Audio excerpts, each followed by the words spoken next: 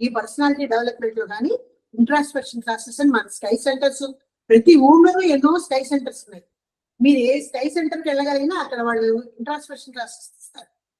ఆ క్లాసుల్లో ఇవన్నీ నేర్పుతారు. మెడిటేషన్ ఎలా చేయాలి అనేది, ఆత్మ పరిశీలన ఎలా, ఒకటి ధ్యానము, రెండోది ఆత్మ పరిశీలన, మూడోది జీవన తత్వము, నాలుగోది ఫిజికల్ ఎక్సర్సైజ్. ఈ 4 రకాలుగా ఉంది ప్రక్షాళన మార్గం స్కైలో. స్కై అనబడే సులభ కూటమి యోగంలో 4 రకాలుగా ఉంది. మొదటిగా మెడిటేషన్ గురించి చెప్పుకున్నాను. యాక్చువల్గా మొదటి మెడిటేషన్ కాదు, జీవన తత్వం అన్నది ముందు నేర్చుకో. జీవన తత్వం అంటే అందులో అది ఎట్లా ఉంటుందంటే, మానవుడిగా పుట్టి భూమి మీద పడిన తర్వాత మనుషులకి 4 ఊళ్ళ 12 రకాల అవకాశాలు బతకడానికి కావాలి. వాటిలో మొదటివి అవసరాలు. అవసరాలు ఏంటి? జీవన తత్వంలో అవసరాలు ఎలా ఉంటాయి? ఆకలి వేస్తే భోజనం చేయాలి, దాహం వేస్తే నీరు తాగాలి. ఇవన్నీ అవసరాలే మనకి, అవి లేకుండా బతకలేం కదా. తర్వాత మలమూత్ర విసర్జనాలకి తగిన సదుపాయాలు ఉంటాయి. తర్వాతది ఇంకోటి ఏంటంటే, వాతావరణంలో శీతోష్ణాలు ఎదుర్కోవడానికి, చలికాలం అయితే మనం ఎలా ప్రొటెక్ట్ చేసుకోవాలి, ఎండాకాలం అయితే మనం ఎలా కూల్ చేసుకోవాలి అని వాతావరణంలో ఉన్న మార్పులకు తగిన ప్రొటెక్షన్స్ ఏర్పాటు చేసుకోవాలి.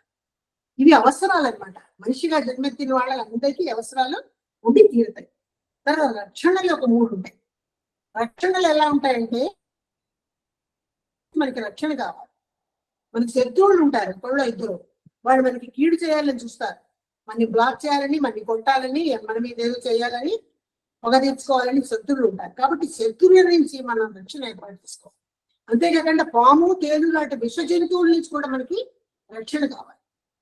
మూడో రక్షణ ఏంటంటే ప్రమాదాలు, రైలు ప్రమాదాలు కానీ, సైక్లోన్స్ కానీ, లేకుంటే భూకంపాలు కానీ, ఇట్లాంటి ప్రమాదాలు ఉంటాయి కదా, యాక్సిడెంట్స్, ప్రమాదాలు. ఈ ప్రమాదాల నుంచి కూడా ఒకలాంటి రక్షణ ఉండాలి. సైక్లోన్ వచ్చినప్పుడు ఒకలాంటి రక్షణ ఉండాలి, భూకంపాలు వచ్చినప్పుడు ఒకలాంటి రక్షణ ఉండాలి, ఇట్లాంటి రక్షణలు ఉండాలి. కాబట్టి మనుషులకి రక్షణ కూడా అవసరం. మూడోది ధర్మబద్ధమైన జీవితం. అంటే మనం ఇంతకుముందు చెప్పుకున్నాం, ఇది ధర్మబద్ధమైన జీవితంలో కూడా 3 భాగాలు ఉంటాయి. ఒకటి డ్యూటీ, ఇంకోటి మొరాలిటీ, ఇంకోటి చారిటీ. డ్యూటీ అంటే ఏంటంటే, నీవు ఎప్పుడు కూడా ఏ సమాజం చేత పోషించబడి పెరిగి పెద్దవాడు అవుతున్నావో వాళ్ళకి ఎప్పుడు కూడా మానసికంగాని శారీరకంగాని వాళ్ళ పట్ల హింసాత్మకంగా ఉండకూడదు. నేను ఎప్పుడు ఎవరిని శారీరకంగా, మానసికంగా ఎప్పుడు ఎక్కడ ఇప్పుడు కానీ భవిష్యత్తులో కానీ శారీరకంగా కానీ మానసికంగా కానీ బాధ పెట్టని, హింసించడంలో నేను ఓట్లు తీసుకుంటాం మన మెడిటేషన్లో. అదే డ్యూటీ. అదొకటే కాదు, నీ తల్లిదండ్రుల్ని, నీ బిడ్డల్ని, నీ స్నేహితుల్ని, నీ ఇరుగు పొరుగు వాళ్ళని, వాళ్ళని కాపాడుకోవాల్సిన బాధ్యత నీకు ఎంతవరకు ఉందో అది నిర్వర్తించాలి. అవన్నీ తప్పించుకుంటూ నువ్వు ధ్యానాలు, మెడిటేషన్స్ చేయమని అడగరు వేదాంత మనిషి గారు. వాటిల్లో ఉంటేనే ఇవి చేయాలి. అది డ్యూటీ అనమాట. మొరాలిటీ అంటే ఇందాక నేను చెప్పింది, మొరాలిటీ అంటే మోరల్ వాల్యూస్. ఎప్పుడు ఎవరిని ఎక్కడ బాధ పెట్టడం, కష్టపెట్టడం, హింసించడం, వాళ్ళతో పోట్లాడడం అలాంటివి పెట్టుకోకూడదు. అవి మోరల్ వాల్యూస్. మనం మెడిటేషన్స్ లో చెప్పుకుంటాం కదా, నేను ఎప్పుడు ఎవరిని ఎక్కడ శారీరకంగా, మానసికంగా హింసించను, బాధ పెట్టను, కష్టపెట్టను అని. అది మొరాలిటీ కింద వస్తుంది. అది కూడా చేయాలి మనిషి అన్నవాడు. మొరాలిటీ ఉండాలి, డ్యూటీ చేయాలి. చారిటీ అంటే ఏంటంటే, దేవాలయాలకు కానీ, ఇబ్బందుల్లో ఉన్న వాళ్ళకి కానీ, ఫిజికలీ హ్యాండిక్యాప్డ్ పిల్లలకి కానీ, వృద్ధులైపోయి అనాథాశ్రమంలో ఉంటున్న వృద్ధులకు కానీ, ఏ రకంగానైనా ఎవరికైనా నీ చేతైనంత వరకు నీ ఆదాయంలో కొంత భాగం సహాయం వల్లే, చారిటీ వల్లే ఇవ్వాలి. దాన్ని చారిటీ అంటారు. ఈ 3 ధర్మాలు నిర్వర్తించాలి అవన్నమాట. 4వది ఏంటంటే జ్ఞానార్జన. జ్ఞానార్జన అంటే పర్ఫెక్షన్. జీవన తత్వంలో ఈ 4 12 మనిషి తప్పకుండా చేయాలి. పర్ఫెక్షన్ అంటే ఏంటి? ఇక్కడ జ్ఞాన మార్గం అంటే ఏంటి? ఇప్పుడు 3 మార్గాలు ఉన్నాయి. ఒకటి భక్తి మార్గము, రెండోది కర్మ మార్గము, మూడోది జ్ఞాన మార్గం. భక్తి మార్గం అంటే ఊరికే భగవంతుని కొలవడం, గుడికి వెళ్ళడం, పూజలు చేయడం ఒకటే కాదు. అది కూడా భక్తి మార్గం, ఎవరు కాదంటలేదు. ఇంకా అందులో ఏంటంటే చిన్నపిల్లలు ఉంటారు, 4 ఏళ్ల వాళ్ళు, 3 ఏళ్ల, 5 ఏళ్ల వాళ్ళు, 7 ఏళ్ల వాళ్ళు, 10 ఏళ్ల వాళ్ళు. వాళ్ళకి ఏంటంటే తల్లిదండ్రులు కానీ స్కూల్లో టీచర్ కానీ వాళ్ళకి కొన్ని పనులు ఇలా చేయాలి, ఇలా ఉండాలి, ఇది చేయి చెప్తారు. చెప్పకపోతే వాళ్ళకి తెలియదు. పసిపిల్లాడికి ఎలా అన్నం తినాలో తెలియదు. చంటి పిల్లాడు పాకుతో వెళ్ళి నిప్పులు పట్టుకుంటాడు, వాడికి కాలుతుందని తెలియదు. పక్కన ఉన్న తల్లిదండ్రులు ఎవరో వాడు పాకుతో నిప్పు దగ్గర కడుతుంటే ఆపాలి. వాళ్ళకి తెలిసేటట్టు చేయాలన్నమాట. ఇంకా కొంచెం ఏజ్ వచ్చిన తర్వాత ఈ పని చేయకూడదు, ఈ పని చేయాలి, స్కూల్కి వెళ్ళి ఇలా చదువుకోవాలి, ఇట్లా హోంవర్క్ చేసుకోవాలి, ఇట్లా భోజనం చేయాలి, ఈ టైంకి నిద్రపోవాలి, ఇట్లా వస్త్రాలు ధరించాలి, ఇట్లా స్నానం చేయాలి అని కొన్ని తల్లిదండ్రులు, గురువులు, ఇంట్లో ఉన్న పెద్దవాళ్ళు నేర్పుతారు. అవన్నీ కూడా వాళ్ళు చెప్పినట్టు చేసిస్తారు. పిల్లలకి తెలియదు చేస్తారు. అదంతా కూడా భక్తి మార్గంలోకి వస్తుంది. తర్వాత కర్మ మార్గం అంటే ఏంటంటే రెండో దశ ఏంటంటే దాంట్లోనే పెరిగి పెద్దవాళ్ళు అయ్యాక వాళ్ళకి 20 ఏళ్ళు, 19 ఏళ్ళు, 16 ఏళ్ళు వచ్చాక మా అమ్మ ఇట్లా ఎందుకు చెప్పింది, మా టీచర్ గారు ఇట్లా ఎందుకు చెప్పారు, నా స్నేహితుడికి సలహా ఎందుకు ఇచ్చారు, దీనిలో ఎంతవరకు సత్యం ఉంది, ఈ కార్యాన్ని నేను ఎంతవరకు చేయాలి, ఎంతవరకు చేయకూడదు అనే దాని తర్క వితర్కాలకి వాళ్ళ మనసు గురవుతుంది. వాళ్ళకు ఉన్నతమైన పుస్తకాలు చదివి కానీ, లేదా ఆధ్యాత్మికంగా పెరిగిన వ్యక్తుల యొక్క ఉపదేశాలు విని కానీ, ఈ ఆధ్యాత్మిక తత్వవేత్తల యొక్క జ్ఞాన గ్రంథాలు చదివి కానీ, లేదా డాక్టర్లు పెద్దవాళ్ళు వాళ్ళు ప్రమాణ మాత్రంగా సూచనలు సాక్షి భావాలతో ఇస్తారు. ఈ పని చేస్తేనే మీకు అవి తెలుసుకుని కానీ, ఓహో ఇది కరెక్టే, ఇది చేయొచ్చు, ఇది చేయకూడదు, ఇది కరెక్టే అనే ఒక అభిప్రాయానికి రావడం అనేది ఈ భక్తి మార్గాన్ని నుంచి కర్మ మార్గానికి రావడంలో వస్తుంది. మూడోది జ్ఞాన మార్గం. జ్ఞాన మార్గం అంటే నువ్వు ఏ తత్వ గ్రంథాలు చదివావో, ఏ బోధలు విన్నావో, ఏ గురు సమక్షంలో ఆయన నుంచి జ్ఞానాన్ని సంపాదించుకున్నావో, నీ తల్లిదండ్రులు నీకు ఉత్తమమైన శిక్షణ ఎట్లా ఇచ్చిన శిక్షణలో ఏది కరెక్ట్ మంచిది అనుకున్నావో దాన్ని ఆచరించాలి. ఊరికి విని ఉదయం కాదు, గురువు చెప్పిన సందేశాన్ని కానీ, గురువు ఇచ్చిన దీక్షా మంత్రాన్ని కానీ, ఒక టీచర్ చెప్పిన ఉత్తమమైన సలహాలు కానీ, తల్లిదండ్రులు నేర్పిన గుణపాఠాలు కానీ అవి కరెక్టే అన్న ఒక భావానికి రావాలి. ఆలోచించి పెద్ద ఇంద్ర చిన్నప్పుడు అన్ని చేస్తాం, పెద్ద ఇంద్ర ఆ భావానికి వచ్చిన తర్వాత ఏం చేయాలి, దాన్ని ఆచరించాలి. అది జ్ఞాన మార్గం. కాబట్టి భక్తి కర్మ జ్ఞాన మార్గాలు మూడింటల్లో ఉండడం కానీ, అవసరాలు ఉండడం కానీ, రక్షణలు కానీ, ధర్మబద్ధమైన జీవితం కానీ, మానవుడిగా జన్మించిన వాడికి అవసరాలను మొట్టమొదటి స్కైలో అవి నేర్పుతారు. స్కై సిస్టమ్ లో ముందుగా నేర్పివ్వండి. దాని తర్వాత ఏం నేర్పుతారంటే ఈ మెడిటేషన్స్ గురించి చెప్తారు. దానికంటే ముందుగానే ఆ మెడిటేషన్స్ గురించి 2 మాటలు ఎక్కువ లేవు. మెడిటేషన్ దాకా నేను చెప్పాను కదా, ధ్యానం చేయాలి అని చెప్తాను. ఎక్కడ చేయాలి, మూలాధార చక్రం దగ్గర ఉన్న ప్రాణశక్తి కణాల మీద చేస్తూ చేయాలి. ఆ కణాలని తీసుకొచ్చి స్వామీజీ ఇక్కడ పెడతారు కాబట్టి ఇక్కడ చేయాలి. కానీ అట్లా ఇప్పుడు మహర్షి గారు అయితే సులభ పద్ధతిలో దాన్ని అలా తీసుకొచ్చి ఇక్కడ పెడుతున్నారు. కానీ పూర్వకాలంలో, అనాది కాలంలో అలా పెట్టేవాళ్ళు ఎవరు లేరు సులభంగా. ఆ మూలాధార చక్రం దగ్గరే వాడు ధ్యానం మొదలుపెట్టారు.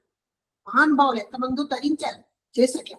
ఆ మూలాధార చక్రం ధ్యానం చేస్తుంటే ఆ ధ్యాన శక్తులు నెమ్మదిగా స్వాధిష్టాన చక్రానికి వస్తారు, తర్వాత మణిపూరానికి వస్తారు, అనాహతానికి వస్తారు, విశుద్ధికి వస్తారు, ఆజ్ఞాకి వస్తారు, సహస్రానికి వెళ్ళి ఆ పైన బయటకు వచ్చాక వాళ్ళకి భగవద్ దర్శనం అవుతుంది.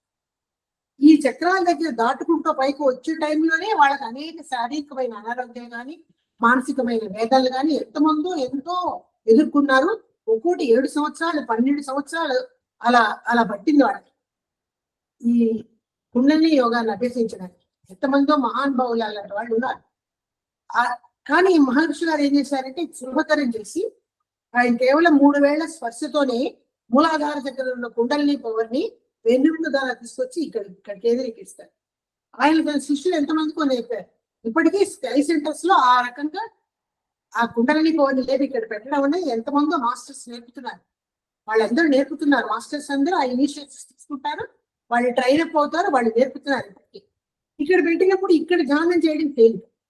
ఇక్కడ చేసేటప్పుడు ఏమవుతుందంటే ఆ ప్రాణశక్తి కణాలు ఇట్లా గుండ్రంగా తిరుగుతూ ఉంటాయి, వాటి అలా గమనించాలి. ఈ సులభమైన పద్ధతి నేర్పించారు అనమాట.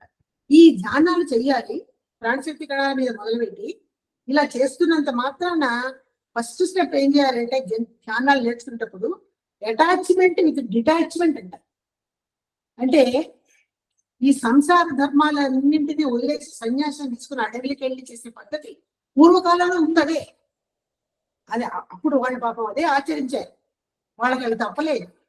అట్లా ఆచరించే వాళ్ళు మహానుభావులు అయ్యారు. ఇప్పుడు అలా చేయక్కర్లేదు అంటారు మహర్షి గారు. నువ్వు సంసారంలో ఉంటూ సంసార ధర్మాలు నిర్వర్తిస్తూ నీ తల్లిదండ్రుల్ని బిడ్డల్ని చూసుకుంటూ నువ్వు ఈ మెడిటేషన్స్ ధ్యానాలు చేస్తూ దైవోన్ముఖంగా ఆధ్యాత్మికంగా ఎదగాలి. అలా దాన్ని అటాచ్మెంట్ విత్ డిటాచ్మెంట్ అన్నారు. అటాచ్మెంట్ అంటే నీ బాధ్యతలతో అటాచ్ గా ఉండడం.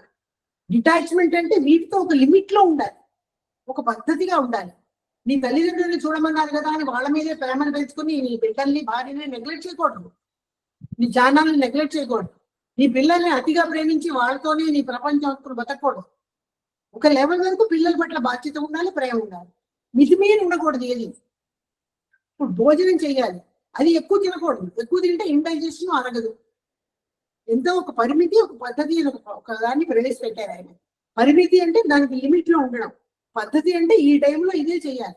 12ంటికే భోజనం చేయాలి, రాత్రి 9 లోపే 8ంటికే పడిపోవాలి. ఆ పద్ధతి అన్నమాట. ప్రతి విషయంలోనూ ఒక పరిమితిని పద్ధతి పెట్టారు. నువ్వు సంసారంలో ఉంటూ బాధ్యతాయుక్తంగా ఉంటూ ఆ బాధ్యతల పట్ల పరిమితిలో పద్ధతిలో ఉండాలి, లిమిట్ ధర లేకుండా. అలా పరిమితిలో పద్ధతిలో ఉండడమే డిటాచ్మెంట్ కింద వస్తుంది. వాళ్ళని ప్రేమించి వాళ్ళ బాధ్యతలతో అటాచ్మెంట్ కింద వస్తుంది. కాబట్టి నువ్వు ధ్యానం చేసినప్పుడు ఎలా ఉండాలి? అటాచ్మెంట్ తో ముందుకున్నటువంటి డిటాచ్మెంట్ లో ఉండాలి. ఆ పద్ధతి మహర్షి గారు మనకి ప్రవేశపెట్టారు. First step attachment with detachment, అంటే withdrawing of the worldly things అంటారు. ప్రాపంచిక ధర్మాల నుంచి బయటపడమంటారు. పతంజలి కాలం నుంచి చెప్తున్నారు అది. ప్రాపంచిక ధర్మాల నుంచి బయటపడడం అంటే సన్యాసం తీసుకుని సముద్రాన్ని వదిలిపెట్టి అడవికి వెళ్ళిపోవడం కాదు. ఇప్పుడు వేదాంతిగా చెప్పినట్టు సంసారంలో ఉంటాం, ఇటు ఆధ్యాత్మికంగా ఎదిగే ప్రయత్నాలు చేయడం, అది అటాచ్మెంట్ విత్ డ్రాయింగ్ అనమాట. రెండోది ఏంటంటే కాన్సన్ట్రేషన్ ఆన్ లైఫ్ ఫోర్స్. మనం చెప్పుకున్నాం కదా, జీవధాతు కేంద్రం అనబడే ఆత్మ అనబడే మూలాధార చక్రంలో ఉన్న ప్రాణశక్తి కణాల మీద మనసును కేంద్రీకరించి ధ్యానం మొదలుపెట్టారు. ఆ ధ్యానం అన్నది అది సెకండ్ స్టెప్ అనమాట. అక్కడే స్టార్ట్ చేయాలి మెడిటేషన్. అక్కడే మన లైఫ్ ఫోర్స్ ఉంది, అక్కడే మన ప్రాణం ఉంది. మనం ఇందాక చెప్పుకున్న సంచిత కర్మలు, ప్రారంభ కర్మలు, దాని ముద్రలు అక్కడే ఉన్నాయి. భగవంతుడి నుంచి ఒక ఫ్రాక్షనలే వచ్చినటువంటి చిన్న భగవత్ శక్తి ఆత్మ రూపంలో అక్కడే ఉంది. ప్రాణశక్తి అక్కడే ఉంది. మన సంతానోత్పత్తి చేయగలిగినటువంటి స్పర్మ్ అండ్ ఎగ్ కూడా అక్కడే ఉన్నాయి. అన్ని కూడా ఆ మూలాధార చక్రంలోనే ఉన్నాయి, కుండలిని దగ్గరే ఉన్నాయి. కాబట్టి నీ కాన్సన్ట్రేషన్ అనేది ముందు అక్కడే ఉండాలి. మూడోది ఏంటంటే సోల్ మెర్జింగ్. సోల్ మెర్జింగ్ అంటే ఇందాక ఇప్పుడు 2-3 సార్లు చెప్పుకున్నాము. మన ఆత్మను తీసుకెళ్ళి భగవంతుడు యొక్క పరమాత్మలో లయం చేసేయాలి. దానికోసం ధ్యానాలు చేయడం కానీ, ఇంట్రాస్పెక్షన్ చేయడం కానీ, ఆత్మ పరిశీలన చేయడం కానీ, భక్తి మార్గంలో ఉండడం కానీ, జ్ఞాన మార్గంలో ఉండడం కానీ, కర్మ మార్గంలో ఉండడం కానీ, నువ్వు ఏ మార్గంలోనైనా ఉండు. ఎట్లా చేయాలంటే ఈ అటాచ్మెంట్ డిటాచ్మెంట్ తో కాన్సన్ట్రేషన్ లైఫ్ ఫోర్స్ మీరింగ్తో ఆ సోల్ ని తీసుకెళ్లి భగవత్ స్థితిలో కలిపి ప్రయత్నం చేయాలి. నువ్వు ఏమీ ప్రయత్నాలు చేయక్కర్లేదు. మెడిటేషన్ చేయడం మొదలు పెడితే స్లోగా ఒక స్టెప్ తర్వాత ఒక స్టెప్ తర్వాత ఒక స్టెప్ తర్వాత ఆటోమేటిక్ గా అన్ని అవే అమలు